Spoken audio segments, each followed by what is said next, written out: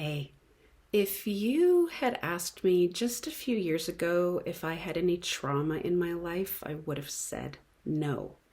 I grew up in a loving household. I had so many opportunities growing up. I grew up in a developed country. We traveled a lot. I had close family connections. I really had everything anyone could want. But once I was diagnosed with MCAS, and it doesn't matter if you have that diagnosis, but for me, I got it. And then I started exploring what were those contributing factors. And lo and behold, trauma started popping up everywhere. First of all, before my mom conceived me, she had had a miscarriage.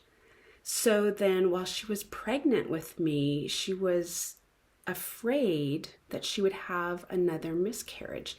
That fear gets passed on in utero. Then I was born prematurely. I wasn't ready to leave the safety of the womb, but I did.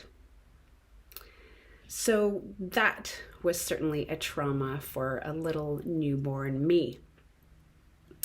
Then I wasn't given the opportunity to breastfeed.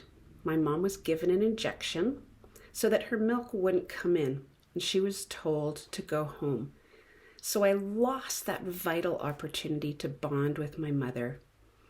And then my mom was sent home, and I was left alone at the hospital. A newborn baby does not see itself as being separate from mother. So when mother is gone, that is a big trauma. So all of these things, which nobody really talks about as traumatic events, I had really, really early on. And as an infant, I was developing symptoms like rashes and colic. And from a very young age, I had chemical sensitivities, and that was just the beginning of the whole cascade. So even if you feel like I did, where you didn't have trauma in your life, it is really, really an important area to explore, because if you have histamine intolerance or mast cell activation syndrome, this is one of the things that can be at the root. And until you address the trauma, if it's there, you will not be able to fully get better.